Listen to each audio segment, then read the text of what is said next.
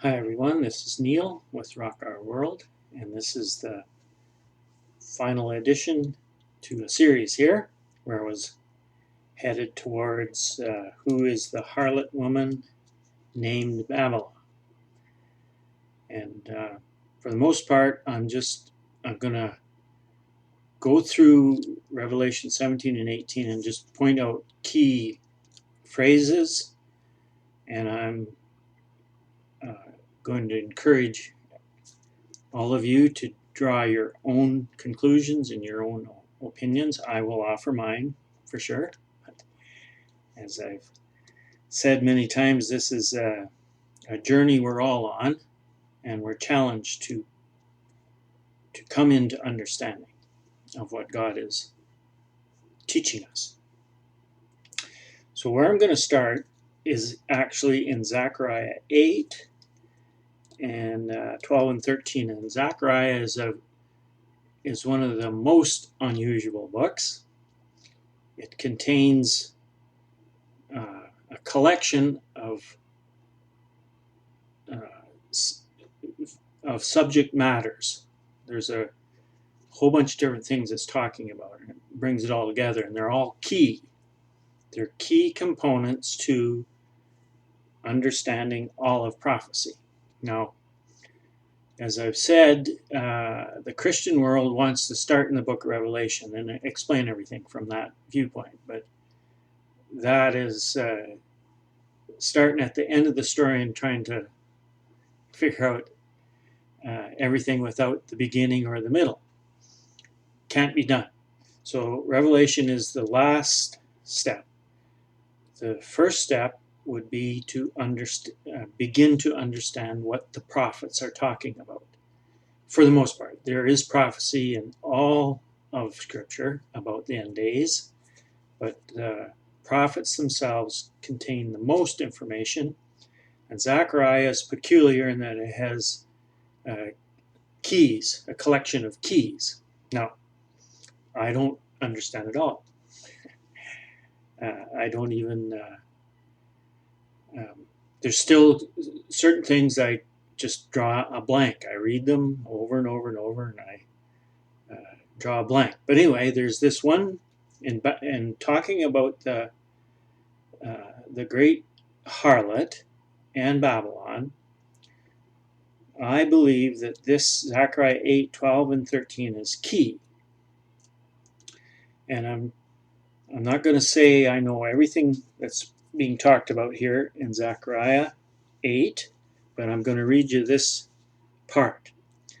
Thus said the Lord of hosts, behold, a man called the branch shall branch out from the place where he is, and he shall build the temple of the Lord, and he shall build the temple of the Lord, and shall assume majesty, and he shall sit on his throne and rule.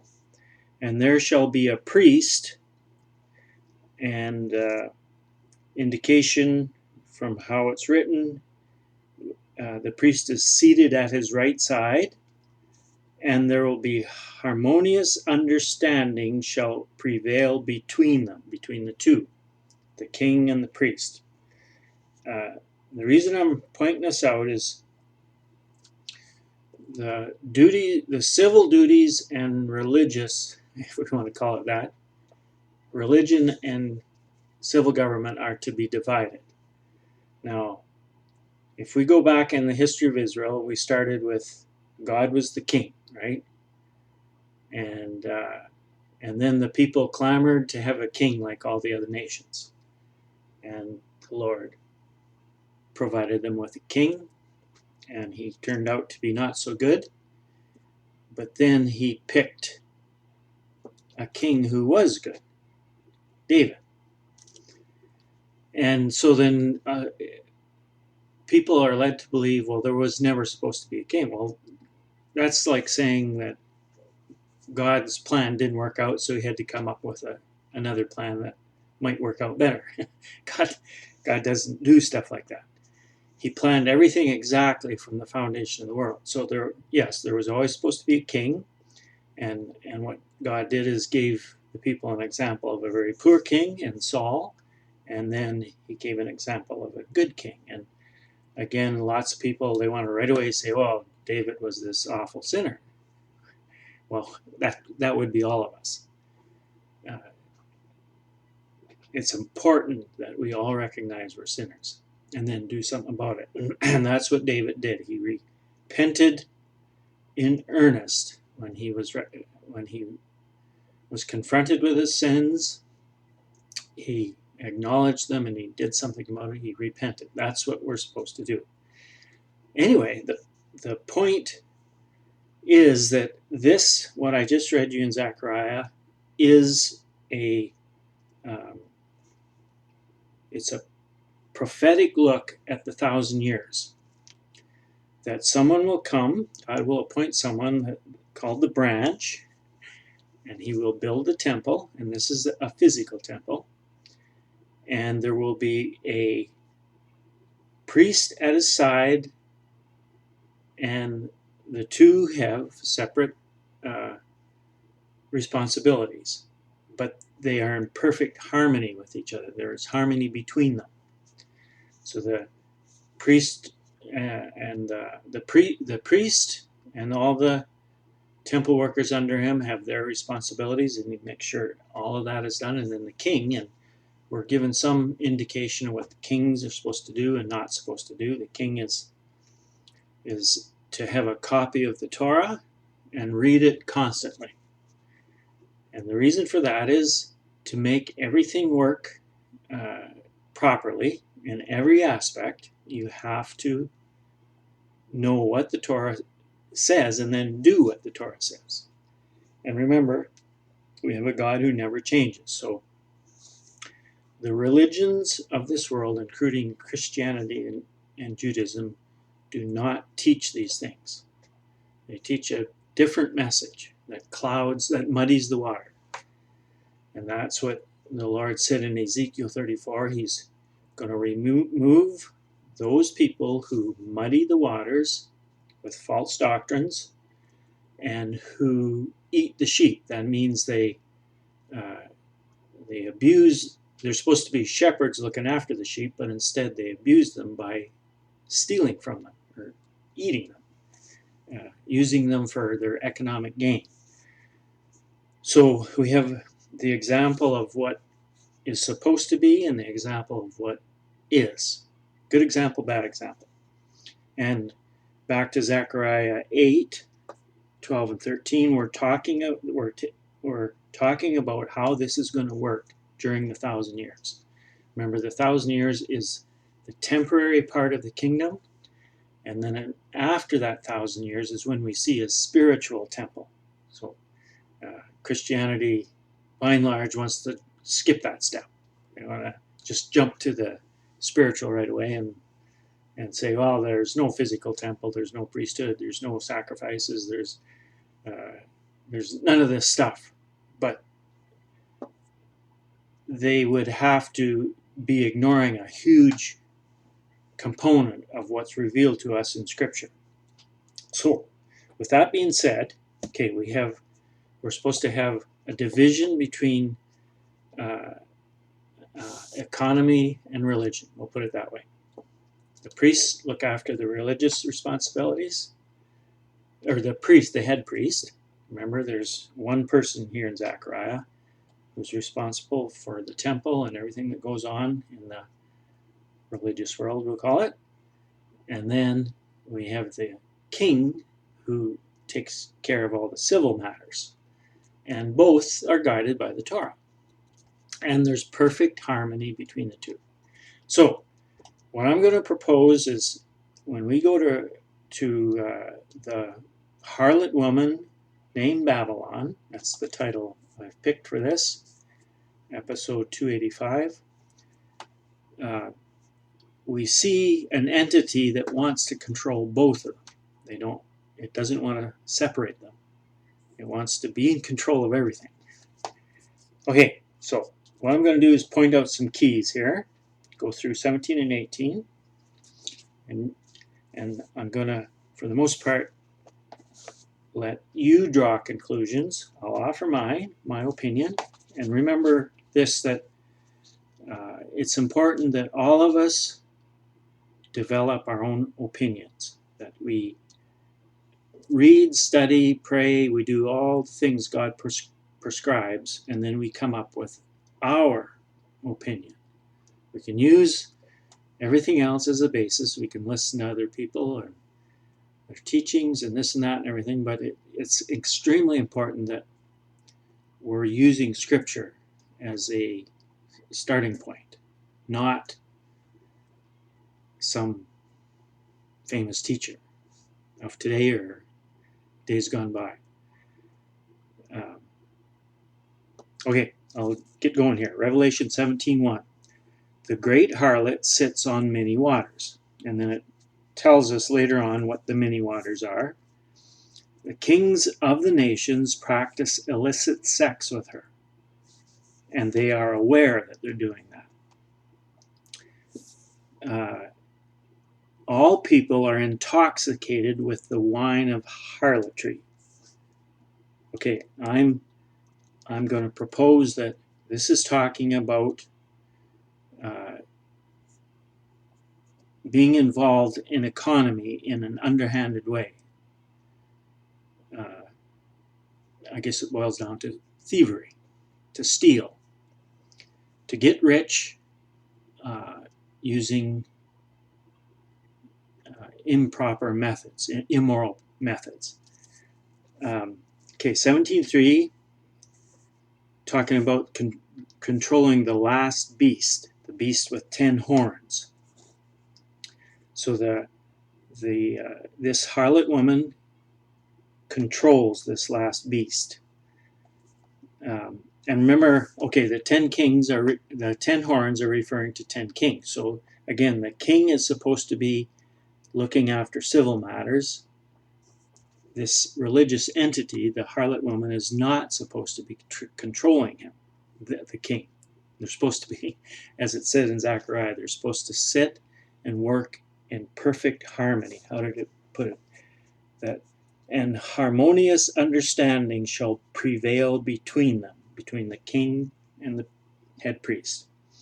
Okay, written on her forehead, the harlot woman is Mystery Babylon the Great, the mother of all harlots. So the suggestion here is that we could break down the great harlot into many harlots, and they all came from this first great one. And again, in the religious world, we could point to the first fallen church, which we have called the Catholic Church, but we don't want to demonize members who are Catholics, nor do we want to demonize the ones that came out of her, the Protestants. Okay, what we're villainizing, what we're pointing out as truth, is that the entity that controls these people through witchcraft, that's what control is. If you're part of a church and you believe things simply because you went to church and were taught them, and you didn't go check Scripture, or they are completely not part of Scripture, which is the case in almost all cases. What is taught by the entity we call the church, whether it's Catholic, Protestant, and then as time went by, there was more and more Protestants that are protesting, and we have the charismatic church and the Pentecostal churches, and we have what I call the no-name churches, and it just got to be more and more and more. But at the end of the story, the entity that we would call these things, they try to control the people that they have captured. And the people, the vast majority who call themselves believers, whether Christians or Jewish, they all have the option to read the Scriptures for themselves and do what God says, rather than what the church says. Okay, I'll carry on. So this harlot woman She has a name on her forehead, and it's called Mystery Babylon the Great. And she's intoxicated with the blood of the set-apart believers and of the witnesses of Yeshua. Now, I am going through this using the AENT, the Aramaic English New Testament, which I have advertised many times. And I want to point out how in Greek versions they have changed all these names. They don't use Yeshua. They don't use the term set-apart believers. They do their very best to villainize the Torah by calling it the law and try and support any kind of idea that the law is bad, like that's supported. That's what the Greek versions are trying to sell, the lie that Jesus came and did away with the law. So anyway, the AENT uses the original terminology, and they use the word Yeshua, and they use the Torah, like it's hundreds of times in the AENT. And you'll never see that in the Greek versions. The Greek versions are perversions, I'll put it quite bluntly. So anyway, back to this great harlot. She's intoxicated with the blood of the set-apart believers and the witnesses of Yeshua. Now, 17:9, the 7 heads are the 7 mountains on which this woman sits. Now, in the AENT, and this is the commentary, which isn't necessarily correct or incorrect, it's just commentary is commentary. They pointed out that there is a city-state called the City of 7 Hills, and it is Vatican State, Vatican City or Vatican State. So again, the leadership of this, what we have called the Catholic Church, is there is very evil elements in it. And that could very well be one of the meanings here. But the overall meaning is explained a little more clearly. I'm going to say from 9 to 17. The 7 heads are actually a history of world powers, and the last one hasn't arrived yet. And that last one is 10 kings that come together, and they, even though they hate this woman, they give their power to her. So somehow she's able to coerce them. They are being manipulated by this woman. And this is what we're faced with right ahead of us, this coming together of this final beast of Daniel. We see the bear on the move right now, and we'll see the leopard make its move soon enough. But this final configuration is the worst of them all. And we'll see this in the near future, I would expect. Very near future. So anyway, these 10 horns are the final configuration of the beast, of the world power. They get together and they give their power and authority to the harlot for just 1 hour, it says. And I'm going to say it's that 3.5-year period of the Dark Kingdom. I went through that in the last, my last video, how God gives power to his 2 witnesses for 3.5 years, and he allows the beast to have power for 3.5 years.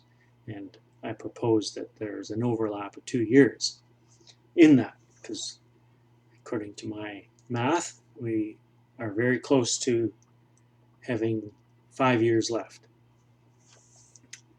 before the final great Exodus, which will look like the first Exodus, because it's a prophecy. Okay, the waters which you saw, now this is an answer back to 17:1 and 15. The waters that you saw where the harlot sits are peoples, multitudes, nations, and tongues. So it's everybody. It's the whole world. The whole world is controlled by this entity called the harlot woman who has Mystery Babylon the Great written on her forehead. The 10 hate the harlot, this final 10, and they eventually make her desolate and eat her flesh and burn her with fire. And the woman harlot whom you saw is the great city which has dominion over the kings of the earth. Now, a city means a church. And I had pointed this out in my last video. I'll just say it again. In the vision that we were all given through Rick Joyner,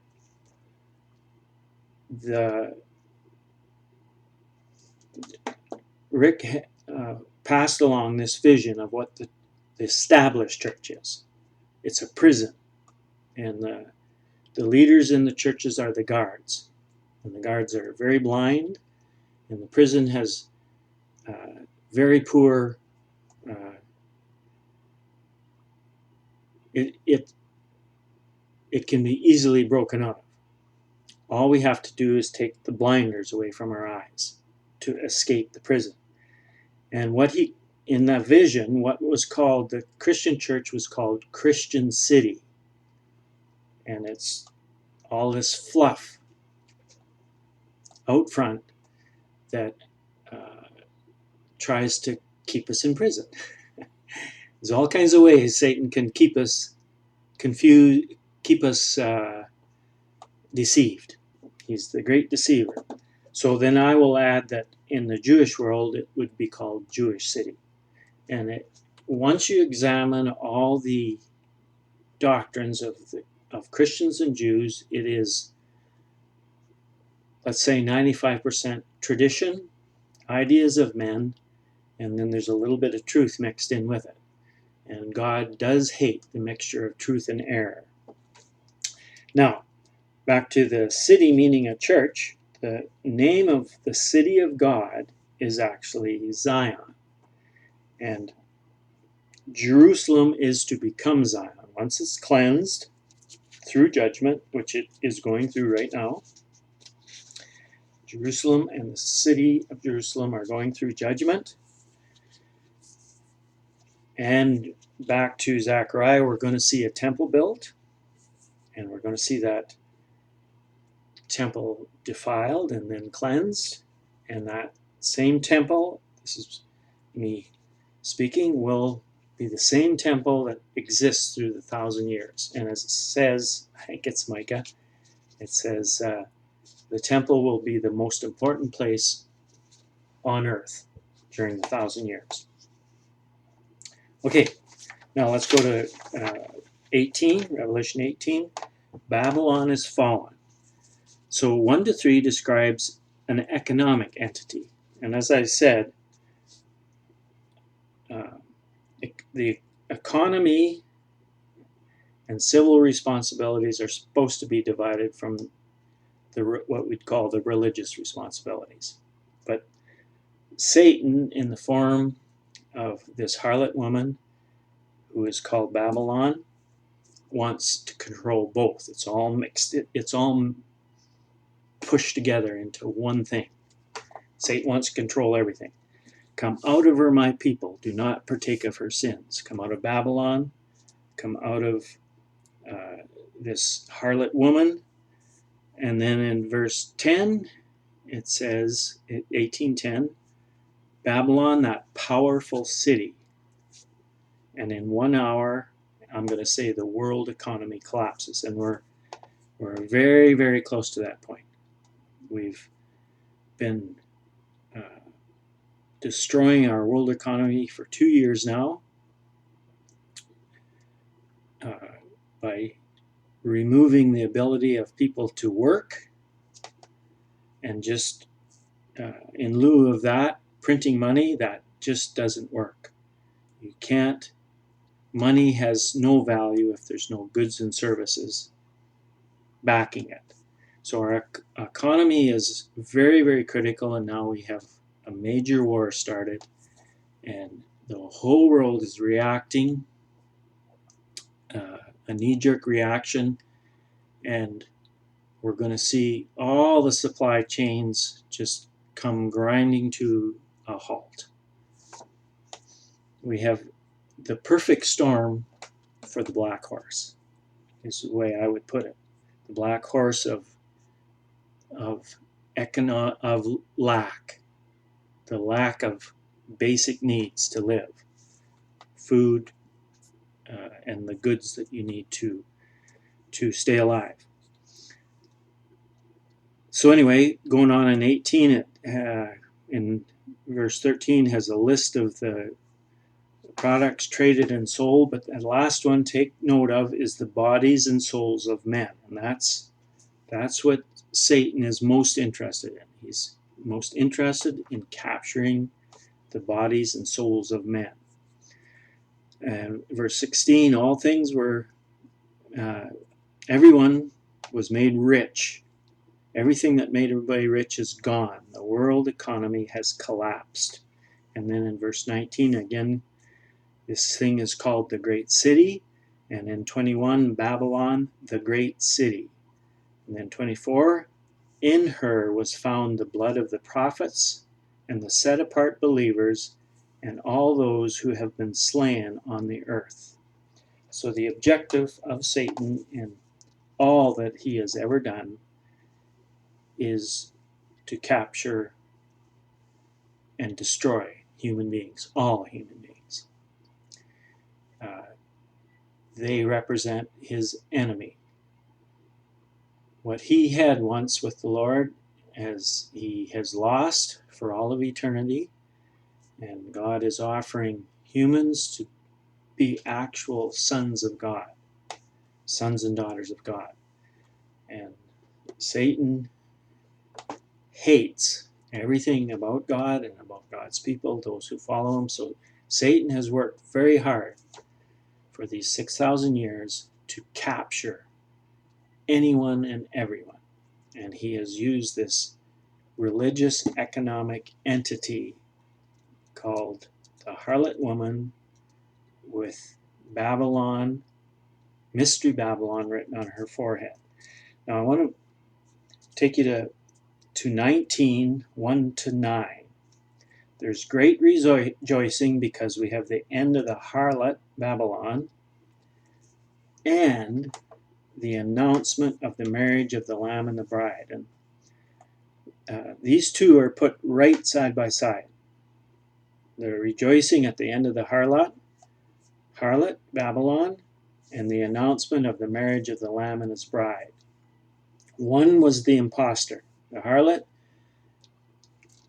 / Babylon was intended to sell human beings with the idea that this is God and his purposes. And Satan has used every advantage, every trick, every advantage, every deception, and he's very good at all those things to deceive people into pursuing things that have no value. And that reminds me of 1 Corinthians 3, 10 to 15. The encouragement to build our house out of things that don't burn. So the pursuit of wealth, the pursuit of fancy things, along with all that is involved, the advertising, the glitter, the attempts to raise lust within a person for anything, whether it's a new car or a pretty woman or a nice-looking man. Lust for anything and everything.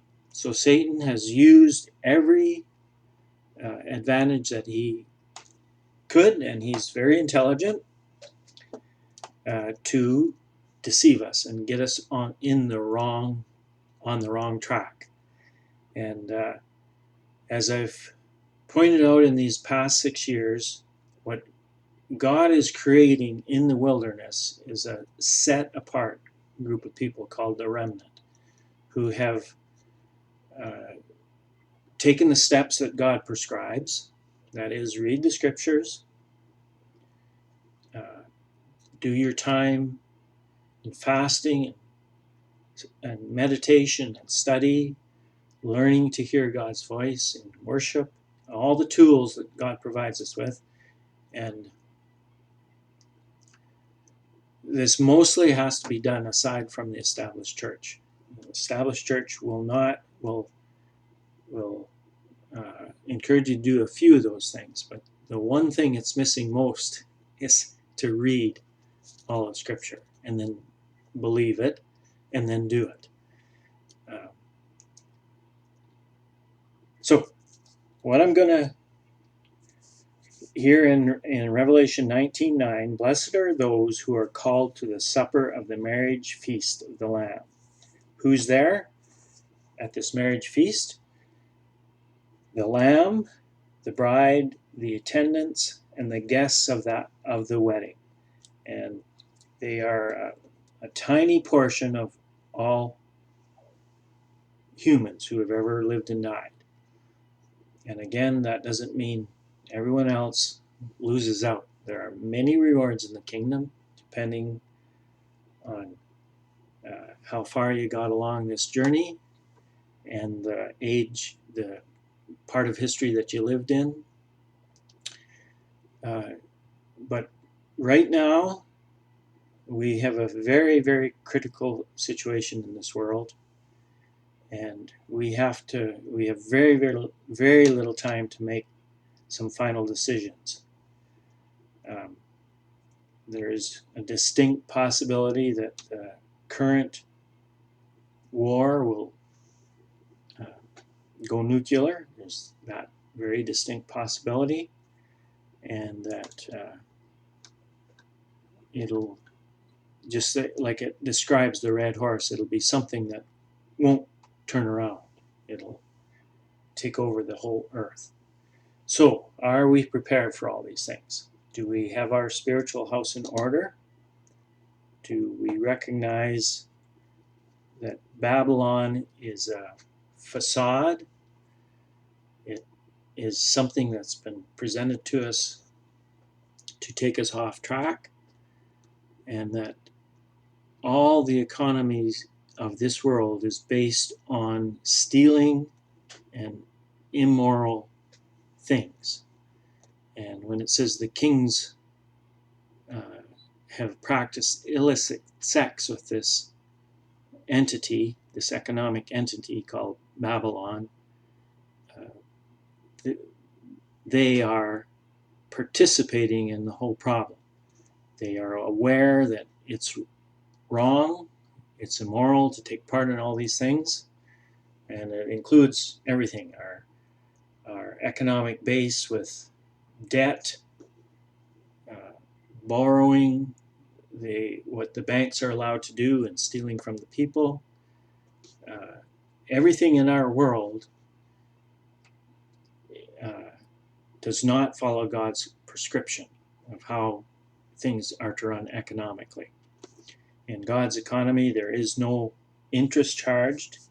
All debts are forgiven every 7 years, and then every 50 years, all property is returned to its rightful owner. So you can never own any property except your family inheritance. You can lease it up to that 50th year, but you cannot take over ownership of it. Anyway, these are the basic things that keep the world running, will keep the world running perfectly without any inflation for 1,000 years. And we get to experience it all soon enough. So I think I covered everything I wanted to. So usually takes me quite a number of days to write the commentary. So anything I missed, felt I didn't explain very well. And this is a tough one, because you read through it and it's hard to divide, are we talking about economy or religion here? And what my opinion is, we're talking about both, and that Satan has, in his desire to mislead everyone, he is in control of both the economy and religion. And it comes in the form of the established church and our world economy. And The world economy is about to collapse catastrophically. So hopefully you've all been preparing for that. My next video, I want to talk about the purpose of the places of safety, how they fit into the big picture. So anyway, with that, I'll say goodbye. This is Neil with Rock Our World.